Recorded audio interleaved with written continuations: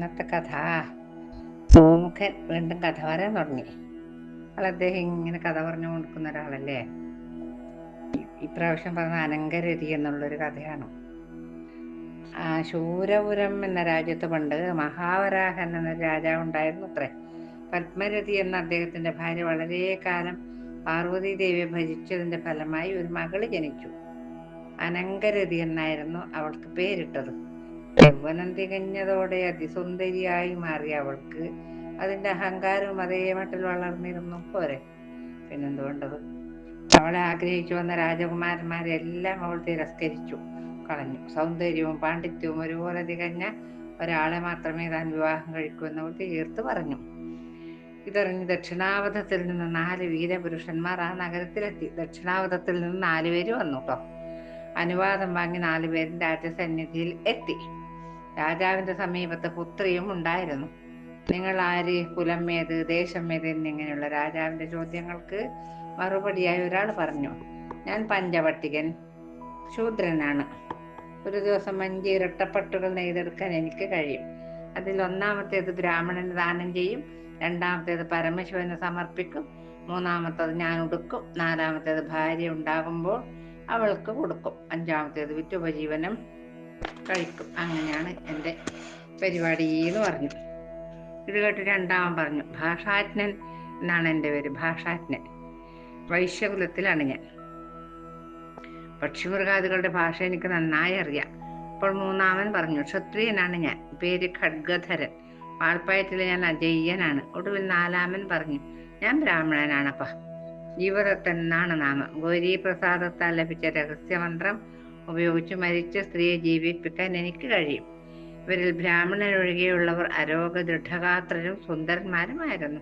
ബ്രാഹ്മണന് രൂപഗുണം കുറവായിരുന്നെങ്കിലും ശക്തി തന്നെയാണ്, ശക്തിയില്ലാണ്ടില്ല.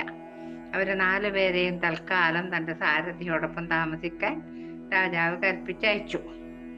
അവർ പോയ ശേഷം അവരിൽ ആരെയെങ്കിലും ആൾക്ക് ഇഷ്ടമായോ എന്ന് അദ്ദേഹം ചോദിച്ചു. അവൾ അഹങ്കാരത്തോടെ പറഞ്ഞു, 4 പേരെ എനിക്കിഷ്ടമല്ല.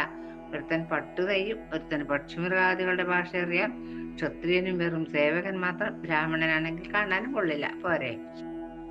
പിറ്റേ ദിവസം 4 പേര് നഗരം കാണാൻ ഇറങ്ങി. അപ്പോൾ മതം പൊട്ടിയൊരു കൊമ്പനാന നാട്ടിലാകെ ഭീതി പടർത്തി ചിഹ്നം വിളിച്ച് വരുന്നത് കണ്ടു. 4 പേരിൽ ക്ഷത്രിയനായ ഖഡ്ഗധരൻ വാളുമായി മുന്നോട്ട് ചാടി ആനയുടെ തുമ്പിക്ക് ഒറ്റ വെട്ടിന് മുറിച്ചു തള്ളി. പിന്നിൽ ചെന്ന് മർമ്മം നോക്കി ഒരു കുത്തം കൊടുത്തു. പിന്നെ കാലുകൾ രണ്ടും വെട്ടി മുറിച്ചു. ആന അതോടെ ചത്തു വീണു. ഓഹോ, ഈ പരാക്രമം കണ്ടെന്ന നഗരവാസികൾ അത്ഭുതപ്പെട്ടുപോയി. വിവരമറിഞ്ഞ് രാജാവും അതിശയിച്ചു. പിറ്റേന്ന് നായാട്ടിന് പോയ രാജാവിനൊപ്പം 4 പേർ സംഘവും പോയി. ഖഡ്ഗധരൻ തന്റെ അത്ഭുതകരമായ ഖഡ്ഗപ്രയോഗത്താൽ സിംഹങ്ങളെയും കടുവകളെയും ഒക്കെ നിഷ്പ്രയാസം കൊലപ്പെടുത്തി. മറ്റുള്ളവർ നന്നായി തങ്ങളുടെ അഭ്യാസവീര്യം പ്രകടിപ്പിച്ചു. അങ്ങനെ രാജാവിനെ ശരിക്കും അത്ഭുതപ്പെടുത്തിയവര്. കൊട്ടാരത്തിൽ മടങ്ങിയെത്തിയ രാജാവ് പുത്രി അടുത്ത് വിളിച്ച് താൻ നേരിൽ കണ്ട് ബോധ്യപ്പെട്ട കാര്യങ്ങളൊക്കെ വർണ്ണിച്ച് കേൾപ്പിച്ചു. മകളെ, അവർ 4 പേരും ചില്ലറക്കാരല്ലാട്ടോ. എങ്കിലും ബ്രാഹ്മണന് സൗന്ദര്യം പോരെന്നതിനാലും മറ്റ് 2 പേർ വൈശ്യശൂദ്രന്മാരാണെന്നതും കൊണ്ട് വേണ്ടെന്ന് നോക്കാം. ക്ഷധീരനായ ക്ഷത്രിയകുമാരൻ ഖഡ്ഗധരനെ നിനക്ക് വരിച്ചുകൂടെ മോളെ? അത് കേട്ട് അനങ്കരതി പറഞ്ഞു, ശരി, എങ്കിൽ നാളെ അവരെ ഇവിടെ വരുത്തി ഒരു ജ്യോത്സ്യനെ കൊണ്ട് ആരുടെ ജാതകമാണ് എനിക്ക് ചേരുക എന്ന് നോക്കണം. വിവാഹത്തിന് ഉതകുന്ന ശുഭദിനവും ഗണിക്കണം. രാജാവ് ഉടനെ തന്നെ ഗണകനെ വരുത്തി.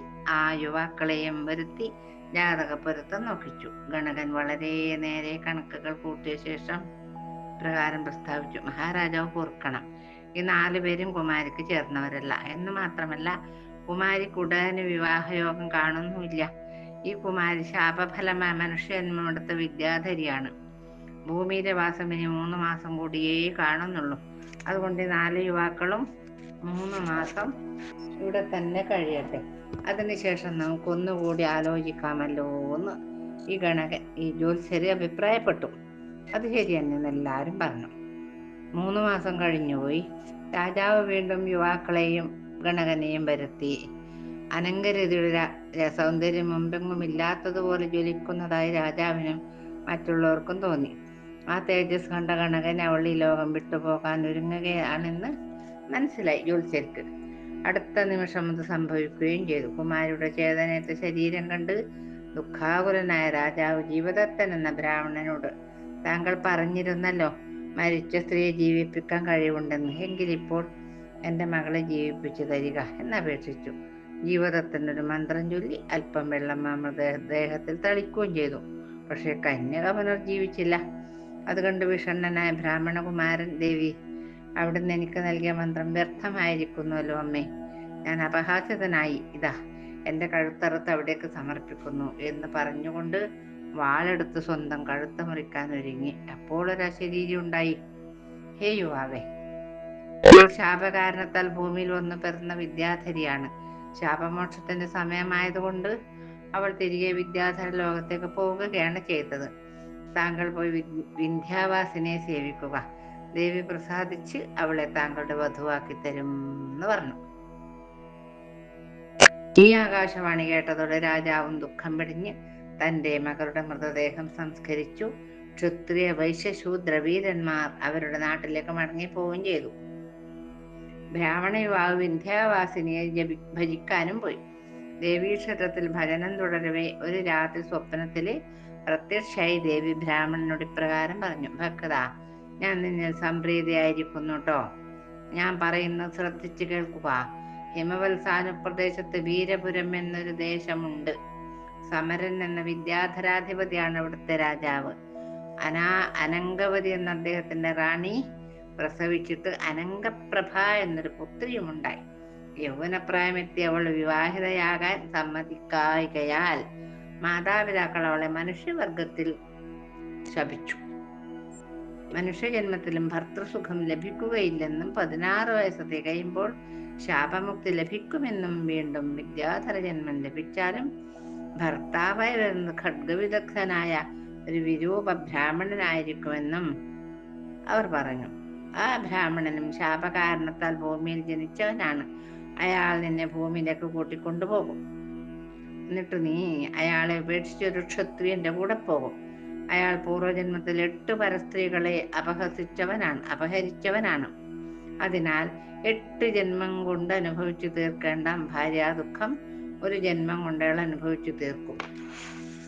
അപ്പൊ നീയും അതുപോലെ 8 ജന്മം അനുഭവിക്കേണ്ട ദുഃഖം സഹിച്ച് ദിവ്യത്വം നഷ്ടപ്പെട്ട് പൂർവസ്മൃതികളൊന്നുമില്ലാതെ ജീവിക്കും. ഒടുവിൽ ഇപ്പോൾ നീ നിരസിച്ച മദനപ്രഭൻ എന്ന വിദ്യാധരൻ ഭൂമിയിൽ രാജാവായി ജനിച്ച് നിന്റെ ഒടുവിലത്തെ ഭർത്താവായി തീരൂട്ടോ. അതോടെ ശാപദോഷങ്ങളെല്ലാം അകന്ന് വീണ്ടും വിദ്യാധര ലോകത്ത് വന്ന് സുഖിച്ചു വാഴും. ഇപ്രകാരം ശാപം കിട്ടിയ വിദ്യാധരിയാണ് ഇപ്പോൾ ശരീരം വെടിഞ്ഞു പോയ അനങ്കരതി. പഴയ അനങ്കപ്രഭയായ അവളിപ്പോൾ പിതൃസന്നിധിയിൽ എത്തിയിട്ടുണ്ട്. നീ ഉടനെ വീരപുരത്തിലെത്തി അവളുടെ പിതാവിനെ യുദ്ധത്തിൽ ജയിക്കണം. അതിനുള്ള ദിവ്യശക്തി നിനക്ക് നൽകുന്നു. ഞാനിതാ നിനക്കൊരു വാൾ തരുന്നു. ആര് പറഞ്ഞു? ദേവി. ഈ വാൾ കയ്യിലിരുന്നാൽ ആകാശമാർഗം സഞ്ചരിക്കാനും ആരെയും യുദ്ധത്തിൽ തോൽപ്പിക്കാനും നിനക്ക് കഴിയും. ഇങ്ങനെ ദേവി പറഞ്ഞു. സ്വപ്നത്തിൽ നിന്നുണർന്നു നോക്കിയപ്പോൾ തന്റെ മുന്നിലിരിക്കുന്ന വാള് കണ്ട് സന്തുഷ്ടനായ അയാൾ വാളുമെടുത്ത് ആകാശമാർഗേണ വീരപുരത്തെത്തി സമരത്തിന് വിളിച്ചു. യുദ്ധത്തിൽ തോറ്റുപോയ സമരൻ ധീരനായ ആ യുവാവിന് മകളെ വിവാഹം ചെയ്തു കൊടുത്തു. അച്ഛൻ തോറ്റതുകൊണ്ട് മകളെ അദ്ദേഹത്തിന് കൊടുത്തു. അങ്ങനെ ജീവിതത്തിനും അനങ്കപ്രഭയും സുഖമായി ജീവിച്ചു. കുറേ കാലം വിദ്യാധര ലോകത്തെ സുഖങ്ങളെല്ലാം അനുഭവിച്ച ശേഷം ജീവദത്തൻ ശ്വശുരനായ സമരനെ സമീപിച്ച് തനിക്ക് ഭാര്യാസമേതം മനുഷ്യലോകത്തേക്ക് മടങ്ങണമെന്ന് അറിയിച്ചു. അദ്ദേഹം അത് സമ്മതിച്ചു. ഭൂമിയിലേക്ക് പോകാൻ അനങ്കപ്രഭയ്ക്ക് തീരെ താല്പര്യമില്ലായിരുന്നു കേട്ടോ. ഭർത്താവിന്റെ ആഗ്രഹം മാനിച്ചൊപ്പം ചെന്നു, അത്രേ ഉള്ളൂ. ഇരുവരും ആകാശമാർഗം സഞ്ചരിച്ച് വലിയൊരു പർവ്വതത്തിന് മുകളിലാണ് വന്നിറങ്ങിയത്. അവിടെ അല്പം വിശ്രമിച്ചിട്ട് പോകാമെന്നായി അനങ്കപ്രഭ. ജീവദത്തനും അത് സമ്മതിച്ചു. ഭാര്യയുടെ മടിയിൽ തലവെച്ച് കിടന്നുകൊണ്ട് പ്രിയൊരു പാട്ട് പാടൂ എന്ന് ജീവദത്തൻ അപേക്ഷിച്ചു. അവൾ പരമശിവനെ സ്തുതിക്കുന്നൊരു കീർത്തനം ശ്രവണ സുഭഗതയോടെ ആലപിച്ചു. അത് കേട്ട് കിടന്ന ജീവദത്തൻ ഉറങ്ങിപ്പോയി. ആ സമയത്ത് നായാട്ട് നടത്തി ക്ഷീണിച്ച് ദാഹജലം അന്വേഷിച്ച് ആ വഴി വന്ന ഹരിവരൻ എന്ന രാജാവ് ഈ ഗാനാലാപനം കേട്ട് അവിടെ എത്തുകയും അതിസുന്ദരിയായ അനങ്കപ്രഭയെ കണ്ട് മോഹിതനാകുകയും ചെയ്തു. അനങ്കപ്രഭയ്ക്ക് തിരിച്ചങ്ങോട്ടും അനുരാഗപ്രവാഹമുണ്ടായി. എന്താ കഥ? രാജാവ് അവളോട് അവരെ കുറിച്ച് ചോദിച്ചു. ഞാനൊരു വിദ്യാധരിയാണ്. ഈ കിടക്കുന്നത് എൻ്റെ ഭർത്താവാണ്. അദ്ദേഹം ഖഡ്ഗവിദ്യയിൽ അദ്വിതീയനാണ്. എങ്കിലും അങ്ങയോട് എനിക്ക് കലശലായ പ്രണയം ജനിച്ചിരിക്കുന്നു. അദ്ദേഹം ഉണരും മുമ്പ് നമുക്ക് ഇവിടം വിട്ടു പോകാം എന്നാണ് അവൾ പറഞ്ഞത്. രാജാവിനും സന്തോഷമായി. തന്റെ ദിവ്യശക്തി ഉപയോഗിച്ച് രാജാവിനെയും കൂട്ടി വിദ്യാധര ലോകത്തേക്ക് പോകാൻ ശ്രമിച്ചപ്പോൾ ദിവ്യമന്ത്രങ്ങളെല്ലാം താൻ മറന്നിരിക്കുന്നതായി അവൾ തിരിച്ചറിഞ്ഞു. വെറും ഒരു സാധാരണ മനുഷ്യ സ്ത്രീ മാത്രമായി നിന്ന അവളെ തന്റെ രഥത്തിലെത്തി ഹരിവര രാജാവ് നേരെ തന്റെ ദേശത്തേക്ക് പോകുകയും ചെയ്തു.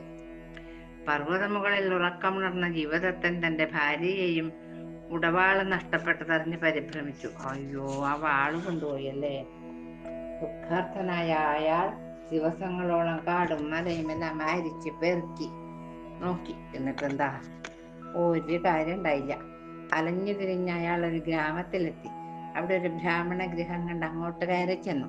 അവിടുത്തെ ഗൃഹനായക അയാളെ സ്വാഗതം ചെയ്തിട്ട് ദാസിമാരെ വിളിച്ച് ഇങ്ങനെ പറഞ്ഞു. നോക്കൂ, ജീവദത്തൻ എന്ന ഈ ബ്രാഹ്മണൻ തന്റെ പത്നിയെ നഷ്ടപ്പെട്ടതിന്റെ ദുഃഖത്താൽ 13 ദിവസമായി ആഹാര നീഹാരാദികളില്ലാതെ അലയുകയായിരുന്നു കേട്ടോ. അദ്ദേഹത്തെ കുളിപ്പിച്ച് നല്ല ഭക്ഷണം നൽകുക. ഈ വാക്കുകൾ കേട്ടപ്പോൾ ഈ സ്ത്രീ എങ്ങനെ തന്റെ വിവരങ്ങളൊക്കെ ഇത്ര കൃത്യമായി മനസ്സിലാക്കിയെന്ന് ജീവദത്തൻ അത്ഭുതപ്പെട്ടു. കുളിയും ഭക്ഷണവും ഒക്കെ കഴിഞ്ഞാൽ പ്രിയദത്ത എന്ന പേരായ ആ കുടുംബിനോട് എങ്ങനെയാണ് അവർ തന്റെ വൃത്താന്തങ്ങളൊക്കെ അറിഞ്ഞതെന്ന് ചോദിച്ചു. അതിന് മറുപടിയായി ആ സ്ത്രീ ഇങ്ങനെയാണ് പറഞ്ഞത്. ഭർത്താവിനെ അല്ലാതെ മറ്റൊരു പുരുഷനെ ഞാൻ മനസ്സിൽ പോലും സ്മരിക്കാറില്ല. ഏതു പുരുഷനെയും സൽക്കരിക്കാനും സ്നേഹിക്കാനും എനിക്ക് കഴിയും. കാരണം അവരൊക്കെ എൻ്റെ സഹോദരന്മാരോ മക്കളോ മാത്രമാണ്. അല്ലാതെ വേറെ ദുഷ്ചിന്ത കൊണ്ട് ഞാൻ ആർക്കും ഒരു കാര്യം ചെയ്തിട്ടില്ല. ആരെയും അങ്ങനെ ആ രീതിയിൽ സ്നേഹിച്ചിട്ടുമില്ല എന്ന് പറഞ്ഞു. ഈ മനസ്ഥിതി കൊണ്ടാവാം ആരുടെയും ഭൂതഭാവികൾ എനിക്ക് കാണാൻ കഴിയും. താങ്കൾ ഭാര്യയുടെ പാട്ട് കേട്ടുറങ്ങിയപ്പോൾ അതേ പാട്ടിനാൽ ആകർഷിക്കപ്പെട്ട് ഹരിവരപുരം രാജാവായ ഹരിഹരൻ അവിടെ എത്തി. അയാളെ കണ്ടതും കുലടയായ താങ്കളുടെ ഭാര്യ അയാളിൽ അനുരക്തിയായി ഒപ്പം പോകുകയും ചെയ്തു. ആ സമയം തന്നെ ദിവ്യ ഖഡ്ഗം തിരികെ ദേവിയിങ്കൽ ചെന്നു ലയിക്കുകയും ചെയ്തു. അവൾ എടുത്തു കൊണ്ടുപോയതല്ല, ദേവിയിലേക്ക് തന്നെ തിരിച്ചു പോയതാണ്. നമ്മുടെ സ്വഭാവം ചീത്തയായതുകൊണ്ട് ദേവി എന്നെ കൊണ്ടുപോയത്.